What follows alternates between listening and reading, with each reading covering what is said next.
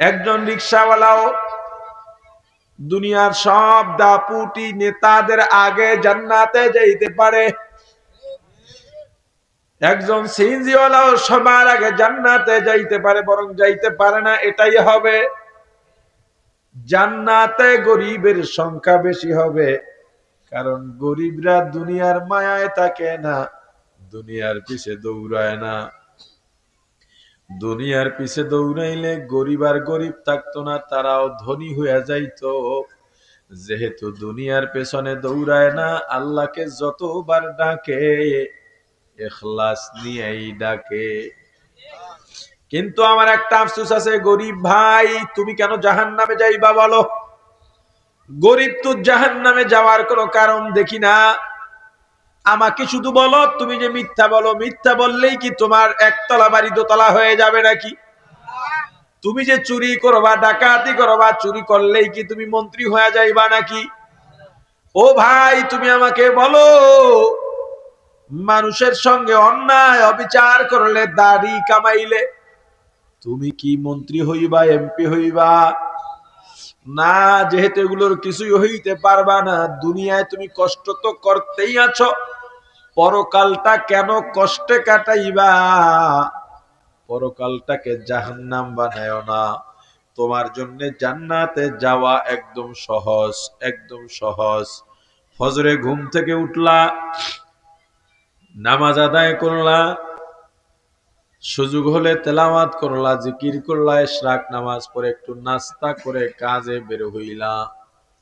জমিনে গেলা, ভাটায় গেলা, রোডে গেলা রিক্সা চালাইতে, অটো সিএনজি চালাইতে, ঠেলাগাড়ি ঠেলতে গেলা, গার্মেন্টসে গেলা, মেশিন চালাইলা। তোমার কাজ শুধু বেহুদা কথা না বলা। কত মানুষ কত গল্প করে, তুমি চা দোকানে বইয়া রাজনৈতিক বিশ্লেষক সাজছো। তোরে কেডা কইছে রাজনীতি নিয়ে আলোচনা করতে? কি বুঝস? তুমি যখন ভোট আসবে, ভোটের সময় গিয়া আল্লাহর দিন কায়েমের জন্য, দিনের পক্ষে, ইসলাম কায়েমের পক্ষে, রাষ্ট্র ক্ষমতায় যাতে ইসলাম বসে, এই জন্য একটা রায় দিয়ে আসবা, সাক্ষী দিয়ে আসবা, ভোট দিয়ে আসবা। তোমার ব্যাখ্যা বিশ্লেষণ দরকার নাই। তুমি শুধু বেহুদা কথা বলবা না, হাত দিয়া কাজ করা লাগে, পাও ব্যস্ত থাকে, জবান কাজে লাগে না। তুমি শুধু জবানে আল্লাহকে ডাকবা। জোহরের আজান দিছে, নামাজে দাঁড়াও। আসরের আজান দিছে, নামাজে দাঁড়াও। মাগরিবের আজান হইছে, নামাজে দাঁড়াও। এশার আজান হইছে, নামাজে দাঁড়াও। এবার খানা খেয়ে ঘুমিয়ে যাও, আবার ফজরে ওঠো। এরকম তুমি চলতে পারলে বিনা হিসাবে জান্নাতে যাইবা। তুমি যে চা দোকানে বই এবার বিশ্লেষক সাজছ, ওরে বাপ রে বাপ, রাজনীতি সব তার পকেটে।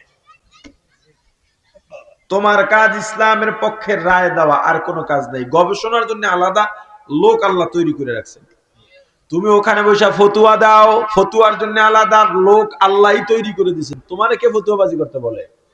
কথা বলে না। এখন রসুল আছেন, নবী আছেন? আমার রসুল বলেছেন, আনা খাতামুন নবীন লা নাবিয়্যা বাদি, আমি শেষ নবী, আমার পরে আর কোন নবী আসবে না। তবে আমার এই ধারা কারা চালু লাগবে, আমার রাসূল সেটাও বলে গিয়েছেন। ক্বালান নবী সাল্লাল্লাহু আলাইহি ওয়াসাল্লাম, ইন্নাল উলামা ওয়ারাসাতুল আম্বিয়া, আও কামা ক্বালান নবী আলাইহিস সালাতু ওয়াসসালাম। আমার রাসূল দায়িত্ব দিয়ে গেছেন, আমি যখন থাকবো না, আমার দায়িত্ব পালন করবে আমার প্রতিনিধি দল। প্রতিনিধি দল কারা? হযরত উলামায়ে কেরাম। একটা বাক্স, আমাদের এই বডি স্ট্রাকচারটা কি? একটা বাক্স। কিন্তু আপনি আমি কই? বাক্সের ভিতরে। আপনি আমি যখন থাকবো না, বাক্সের 4 পয়সার দাম কেউ দেবে না, 1 পয়সার দামও দেবে না। আমার চাচি মারা গেছে গত মাসে, আপন চাচি। খাটের উপরে লাশ রাখছে, এখন খাটটা যে ঢাকবে, এজন্য আমার চাচতো ভাই, ওদের বউ, চাচতো বোনেরা আমার চাচির হাতে কেনা নতুন বিছানার চাদর দিতে রাজি হয় নাই। পুরান একটা চাদর দিয়ে খাট ঢাকছে। বাক্সের কি নাই? দাম নাই। দাম নাই বলে বাজারের সবচেয়ে কম দামি কাপড় কিনে আমাদেরকে মাটিতে রাইখা দেয়, একটা বালিশও দেয় না। তাহলে যতই এই বাক্সটাকে সাজান, লাভ আছে? লাভ আছে? সাজাইতে হবে কোনটাকে? আপনাকে আমাকে সাজাইতে হবে। সে আপনি আমি কি? ফল। এই বাক্স যদি মরে যাইতো, বাক্স বাঁচাই রাখার সিস্টেম ডাক্তারদের কাছে থাকতো। বাক্স মরে না, মরে যেটা সেটা কল্প, মানে স্থানান্তর হয়। আর এটা দুনিয়ার কেউ দেখে না, কেউ এটা বোঝেও না, উপায় নেই। কি এক সিস্টেম! এত বেশি বাহাদুরি দেখাও, এই জায়গায় কেউ বুঝতে পারলা না আজরাইল কখন আসবে। যদি কেউ একটু বলতে পারতা, সুযোগ আছে বলার? তাহলে আপনার আমার পেছনে যারাই কাজ করে, যে কাজ করে, সেটার মূল হলো কল্ব। মূল কি? আর জোরে বলেন না, কল্ব। এই কল্ব যদি কারো ভালো থাকে সে ভালো, কল্ব যদি কারো খারাপ হয়ে যায় সে অসুস্থ হয়ে যাবে। তার ঠিকানা হবে জাহান্নাম। না, তার ঠিকানা হবে জাহান্নাম। আল্লাহ বলছেন যখন জিকির হবে, জিকির অর্থ স্মরণ, জিকির অর্থ, তো আল্লাহ কার স্মরণের কথা বলছেন? আর ভাই কথা বলেন না, আল্লাহর স্মরণের কথা বলছেন। আল্লাহর স্মরণ দুই ভাবে হবে। কয় ভাবে? একটা হলো জবান থেকে, যেটাকে আপনি লেসানি বলতে পারেন, বা জবানি বলতে পারেন, বা কৌলি বলতে পারেন। আর একটা হলো কাজের মাধ্যমে হবে, সেটাকে ফেলি বলতে পারেন বা আমলি বলতে পারেন। জিকির দুই ভাবে হবে। একটা হলো জবানের মাধ্যমে। জবানের জিকিরের মধ্যে জিকির কি কি? সুবহানাল্লাহ, আলহামদুলিল্লাহ, আল্লাহু আকবার, লা ইলাহা ইল্লাল্লাহ। আপনি যদি পীরের মুরিদ হন, আর পীর যদি আপনাকে আপনার কলব ঠিক করার জন্য ইল্লাল্লাহ বলতে বলেন, তখন আপনার জন্য ইল্লাল্লাহ একটা জিকির। তবে নরমালি ইল্লাল্লাহ জিকিরের অন্তর্ভুক্ত না, এটা শুধু ঔষধ হিসেবে ব্যবহার করা হয়। কথা বুঝছেন কিনা? এরপরে জিকির আল্লাহ, আস্তাগফিরুল্লাহ, নাউজুবিল্লাহ জিকির, দরুদ শরীফ, তেলাওয়াত, এই অনেকগুলো জবানের জিকির আছে। এর মধ্যে আল্লাহর রাসূল বলছেন আফদালুয যিকরু লা ইলাহা ইল্লাল্লাহ, উত্তম জিকির হলো লা ইলাহা ইল্লাল্লাহ। অন্যগুলোও জিকির। অন্য জায়গায় রাসূল বলেছেন আফদালুয যিকরু তিলাওয়াতুল কুরআন, উত্তম জিকির কোরআন তেলাওয়াত। এখন আপনি জিকির করতেছেন, কিংবা হঠাৎ করে আওয়াজ পাইলেন মসজিদের পাশ দিয়ে যাইতেছেন, ভিতরে কেউ জিকির করতেছে, অথবা আপনি গাছের দিকে তাকাইলেন, আপনার ভেতরে আল্লাহর স্মরণ এসে গেছে, আল্লাহ গাছটা কেমনে বানাইলেন, এই চিন্তা আপনার মধ্যে এসে গেছে। কারণ আপনি তো জানেন ফাইনামা তুওয়াল্লু ফাসাম্মা ওয়াজহুল্লাহ, যখন তুমি ডানে বামে চারদিকে তাকাইবা, ঘাড় ফিরাইবা, মুখ ফিরাইবা, সব দিকেই আল্লাহ আছেন। আছেন না নাই? আর জোরে বলেন। আপনি যখনই অন্যায় করতে যাবেন ভাব, আপনার স্মরণ হয়ে গেছে ওয়াহুয়া মাআকুম আইনা মা কুনতুম। আল্লাহ বলছেন বান্দা যেথায় যাস আমি সঙ্গে আছি। একজন হলে আমাকে নিয়ে দুইজন মনে করবি, খবরদার আল্লাহ আছেন না নাই? আরো জোরে বলেন। এই চিন্তায় যখন আল্লাহর ভয় ভেতরে ঢুকবে, কিংবা আল্লাহর গোস্সার ভয়, কিংবা আল্লাহর মোহাব্বত ভেতরে ঢুকবে, কলবে একটা দোল খাওয়া শুরু হবে, একটা কম্পন শুরু হবে।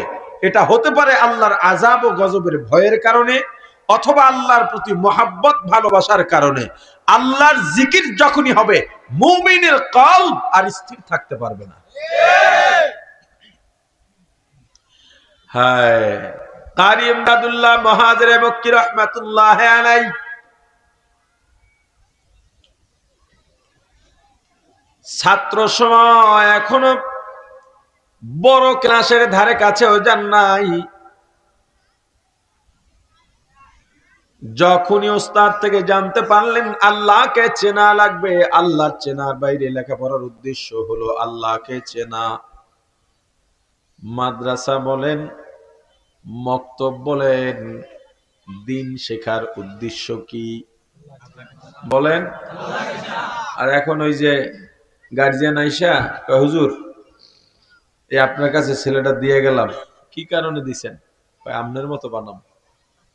মানে আমার মতো, মানে যে আমার যদি কোনো আমলের ভালো দিক থাকে, উদ্দেশ্য ওইটা না। কিন্তু আপনার বলেন তো কি কি কি? আরে না, বক্তা বানাইবে। হুজুর আপনার মতো বক্তা বানাবো, উদ্দেশ্য কি জায়গায় আছে না শেষ? মাদ্রাসায় লেখাপড়া দিন শেখার উদ্দেশ্য কি? জোরে বলেন।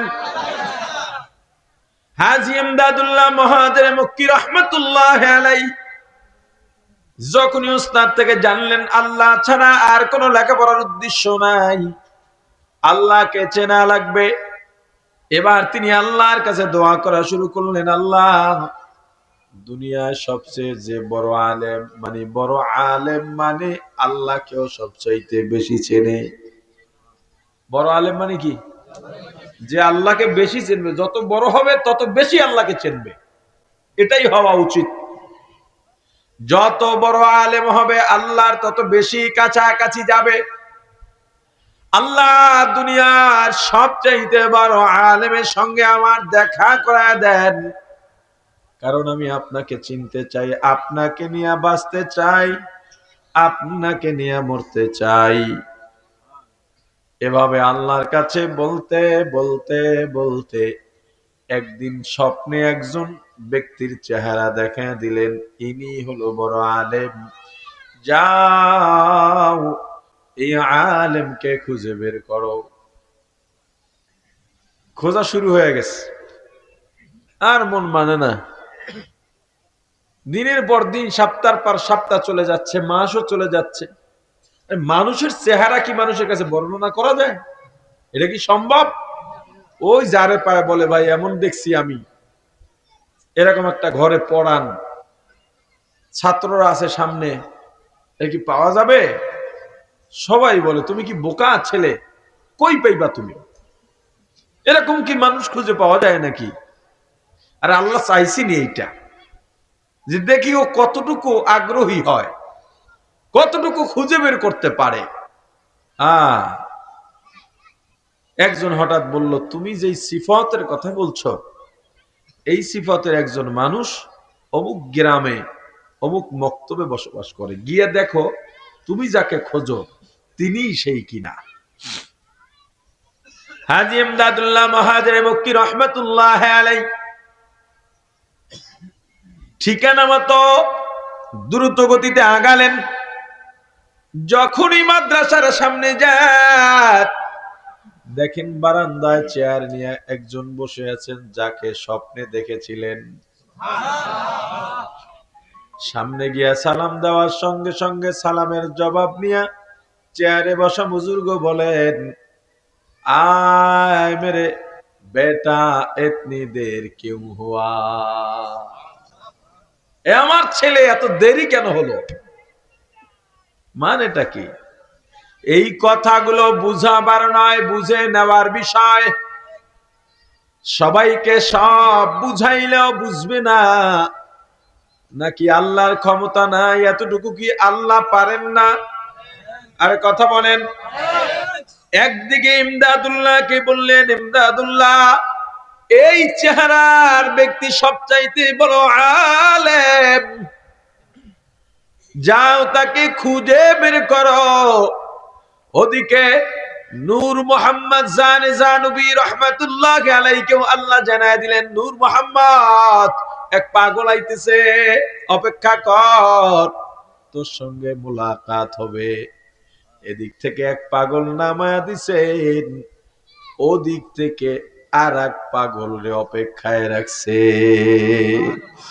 লোকে বলে বলুক পাগল, লোকের কথায় হবে কি, আমি ঝাঁপ দিয়েছি মাওলার প্রেম সাগরে,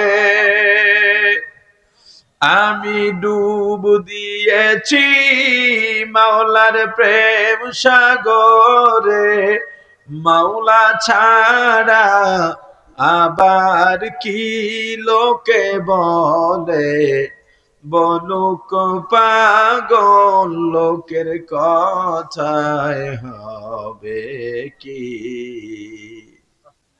নূর মোহাম্মদ জানজা নবী রহমতুল্লাহ আলাই এই এক আল্লাহর পাগল, এদিকে এলেন আল্লাহর আরেক পাগল। এবার পড়তেছে পড়তেছে পড়তেছে, কিন্তু ধ্যান ও খেয়ালের মধ্যে ভিন্ন জিনিস। হাজী ইমদাদুল্লাহ মহাজের মুক্তি রহমাতুল্লাহ আলাই আর চাপিয়ে রাখতে পারেন নাই।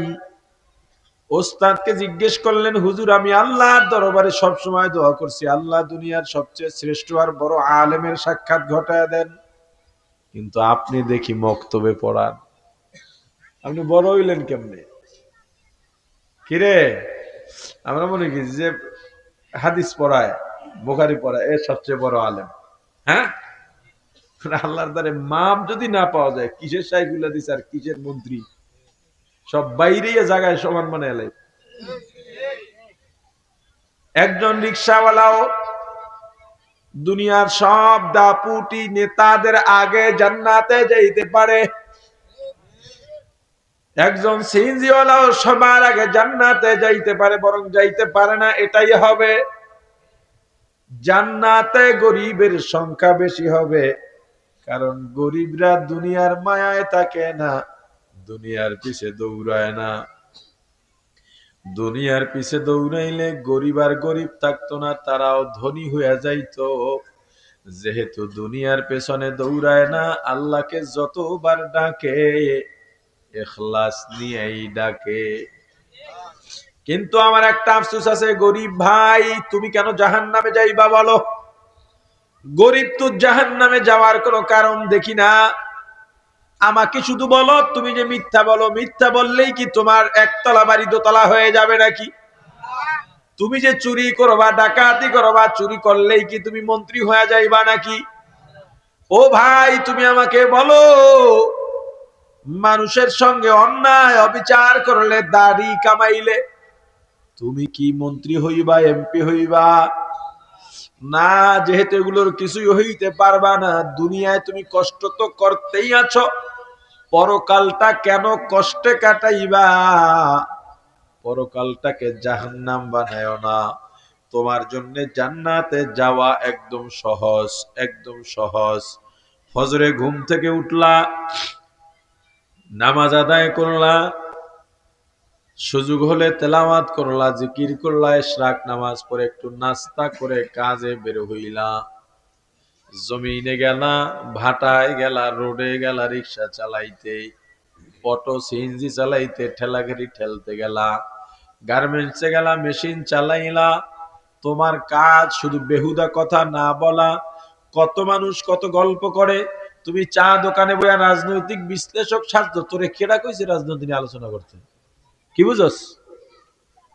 তুমি যখন ভোট আসবে, ভোটের সময় গিয়া আল্লাহর দিন কায়েমের জন্য, দিনের পক্ষে, ইসলাম কায়েমের পক্ষে, রাষ্ট্র ক্ষমতায় যাতে ইসলাম বসে, এই জন্য একটা রায় দিয়ে আসবা, সাক্ষী দিয়ে আসবা, ভোট দিয়ে আসবা। তোমার ব্যাখ্যা বিশ্লেষণ দরকার নাই। তুমি শুধু বেহুদা কথা বলবা না, হাত দিয়া কাজ করা লাগে, পাও ব্যস্ত থাকে, জবান কাজে লাগে না। তুমি শুধু জবানে আল্লাহকে ডাকবা, জোহরের আজান দিছে নামাজে দাঁড়াও, আসরের আজান দিছে নামাজে দাঁড়াও, মাগরিবের আজান হইছে নামাজে দাঁড়াও, এশার আজান হইছে নামাজে দাঁড়াও, এবার খানা খেয়ে ঘুমিয়ে যাও, আবার ফজরে ওঠো। এরকম তুমি চলতে পারলে বিনা হিসাবে জান্নাতে যাইবা। তুমি যে চা দোকানে বই এবার বিশ্লেষক সাজছ, ওরে বাপ রে বাপ, রাজনীতি সব তার পকেটে। তোমার কাজ ইসলামের পক্ষে রায় দেওয়া, আর কোনো কাজ নেই। গবেষণার জন্য আলাদা লোক আল্লাহ তৈরি করে রাখছেন। তুমি ওখানে বসে ফতুয়া দাও, ফতুয়ার জন্য আলাদা লোক আল্লাহই তৈরি করে দিয়েছেন। তোমারে কে ফতুয়াবাজি করতে বলে? কথা বলে না। এখন রসুল আছেন, নবী আছেন?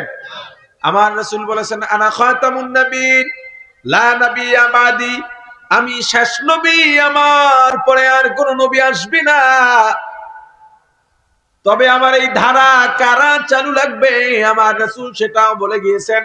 ক্বালা নবিয়্যু সাল্লাল্লাহু আলাইহি ওয়াসাল্লাম ইন্নাল উলামা ওয়ারাসাতুল আম্বিয়া আও কামা ক্বালা নবিয়্যু আলাইহিস সালাতু ওয়াসসালাম। আমার রাসূল দায়িত্ব দিয়ে গেছেন, আমি যখন থাকবো না আমার দায়িত্ব পালন করবে আমার প্রতিনিধি দল। প্রতিনিধি দল কারা? হযরত উলামায়ে কেরাম। আলেমের কাছে তোমার যাওয়াই লাগবে। তুমি আলেম না, অতএব আলেমদের ব্যাপারে তুমি মন্তব্য করতে পারবে না। এটা আল্লাহই নিজাম করে দিয়েছেন। আলেমের কাছে সাধারণ মানুষ মুখাপেক্ষী।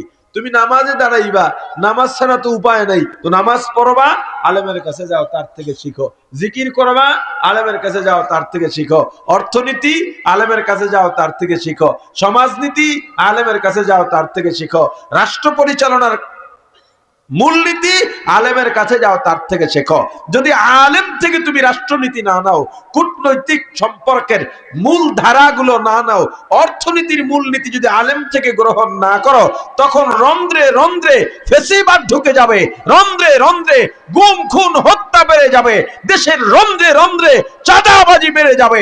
ছোটরা বড়দেরকে সম্মান করবে না, বড়রা ছোটদেরকে স্নেহ করবে না, সন্তান মা বাবাকে সম্মান করবে না, মা বাবা সন্তানকে জবাই করে ফেলে রাখবে। সবাই জানে। এটা মজার ব্যাপার বলবো না দুঃখের ব্যাপার বলবো বুঝি না। সবাই জানে ইমাম সাহেব ভালো মানুষ। কি আপনাদের এলাকায় যতগুলো মসজিদ আছে, এই মুসল্লিরা কি জানে ইমাম সাহেব ভালো না খারাপ? ইমাম সাহেবের সবাই সম্মান করে, করে কি করে না? সবাই জানে ইমাম সাহেব সৎ মানুষ, ভালো মানুষ। এজন্য অনেক মসজিদ আছে কেশিয়ার টাকা মাইরে দেয়, সভাপতি টাকা মাইরে দেয়, সেক্রেটারি টাকা মারে, না না নারায়ণগঞ্জে মারে টারে না। তখন কি করে সবাই মিলে একটা সিদ্ধান্ত না, টাকা রাখা হবে ইমাম সাহেবের কাছে। তার মানে কি তার উপর একটা আস্থা আছে। কি তার মানে ইমাম সাহেব ভালো মানুষ, ইমাম সাহেব ভরসার মানুষ, ইমাম সাহেব সম্মানের মানুষ, ইমাম সাহেব ন্যায় নীতির মানুষ, সৎ মানুষ। সবাই সম্মান করে, সবাই পছন্দ করে, কিন্তু ইমাম সাহেব যদি মেম্বারিতে দাঁড়ায় কেউ ভোট দেয় না। কি এটা কি মজার না দুঃখের, কোনটা কম? আচ্ছা, আরো একটা আছে, সবাই জানে শান্তি ইসলামে। কিসে? জোরে বলেন। শান্তি ইসলামে, এর বাইরে উপায় নাই। সবাই জানে, খুব ভালোভাবে জানে। এটাও জানে রাষ্ট্র ক্ষমতায় যদি ইসলাম যায়, খুন থাকবে না, দর্শন থাকবে না, চাঁদাবাজি থাকবে না, দখলবাজি থাকবে না, গরিবরা তার হক ফিরে পাবে। একজন বিধবার বিধবা ভাতাও অন্যের পকেটে যাবে না, বৃদ্ধাশ্রমগুলো খালি হয়ে যাবে, বৃদ্ধ ভাতা তারা ঘরে বসে বসে পাবে। প্রতিবন্ধী যারা, এদেরও কষ্ট করতে হবে না, কোন নারীকে অসম্মান হতে হবে না, কোন শিশু লেখাপড়ার বাইরে, গাইডলাইনের বাইরে থাকবে না, তাদের দিয়া শিশু শ্রম নেওয়া হবে না। সব জানে, ভালো করে বুঝে, শান্তিও চায়, কিন্তু ইসলামের পক্ষে ভোট দেয় না। অথচ জানে শান্তি কোথায়। কথা বলে না, শান্তি কোথায় এটা আপনারা জানেন, বিশ্বাস করেন, করেন। এরপর এই জায়গায় যত মানুষ আছেন, আমার মনে হয় অর্ধেকের বেশি মানুষ যারা ইসলামে ভোট দেয় না। কথা বলে ওরে বাটবা। আচ্ছা, এটা সহজ বিষয় দেখেন। আচ্ছা, এটা করে না কেন বলতে পারেন? আমি চাঁদপুরে যখন তাফসিরে জালালাইন পড়ি, একটা মসজিদে নামাজ পড়াইতাম। তো ওখানে একজন বন্ধু জুটেছিল, আমার একদম ঘনিষ্ঠ বন্ধু। তো সাইকেল চালায় মাদ্রাসায় যাইতাম, আমার সাথে সাথে যাইতো। ওর বাসায় ভালো রান্না হলে এটা আমার জন্য বাটি ভরে নিয়ে আসতো। আমি যেই সংগঠন করি ও সেই সংগঠন করে না, তবুও আমার সাংগঠনিক সফরে ও নিয়মিত যাইতো প্রোগ্রামে। এমনকি আমার সংগঠনে মাসিক ইয়ানত দিত, কিন্তু আমার দল সে করে না। কিন্তু আমার পিছে জুমা পড়ে না, 5 ওয়াক্ত পরে, কি পড়ে না? জুমা পড়ে না।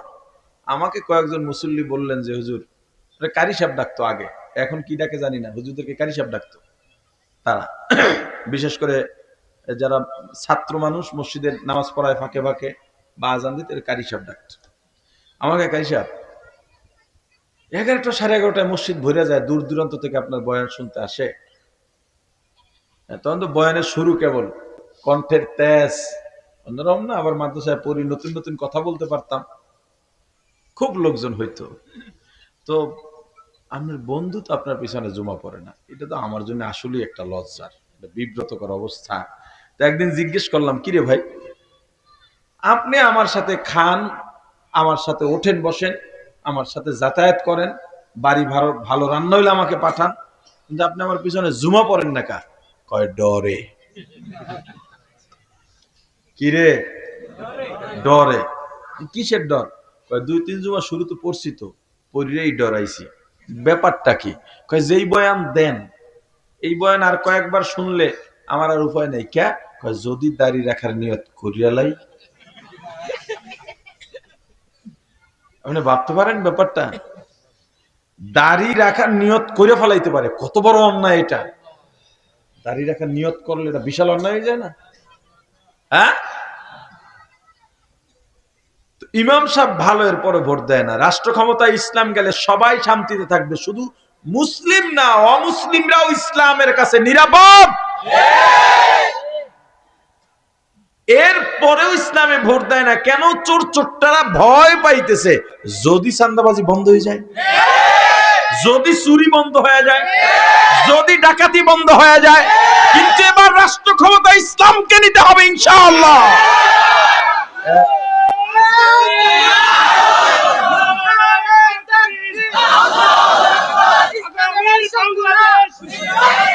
ভাই শোনেন, এতদিন বলছেন হুজুররা মিল্লা আসেন, আইছি কিনা? কথা বলেন, আইছি কিনা? চরমনাই আর জামাত এক স্টেজে বইবে, এটা কি ভাবছিলেন? সেই অসম্ভব যখন সম্ভব হয়ে গেছে, এবার বাংলাদেশে ভোট বিপ্লব হবে, যা কেউ কল্পনাও করতে পারছে না। এবার সবাইকে এক ফেসিবাদ তাড়াইছি। 2008 সালে উদিত সূর্যটা ওদের হাতে ছেড়ে দিয়েছিলাম, ওরা সেই সূর্যকে নিতে নিতে ডুবাইয়া ছাড়ছে। নতুন করে 5ই আগস্ট আবার সূর্য উদিত করিয়েছি আমরা। এই দেশের ছাত্রদের নেতৃত্বে সর্বশ্রেণী পেশার মানুষ রাস্তায় নেমেছে, রক্ত দিয়েছে, জীবন দিয়েছে। এই সূর্য আর ডুবাতে দেব না। এবার সবাই ঐক্যবদ্ধভাবে এই বাংলাদেশে আর যাতে কোনো নতুন ফেসিবাদের জন্ম না নিতে পারে, ঐক্যবদ্ধভাবে প্রতিহত করতে হবে, প্রতিরোধ করতে হবে। যদি নতুন করে কেউ ফ্যাসিস্ট হতে চায়, তাদের জন্য এই কথা,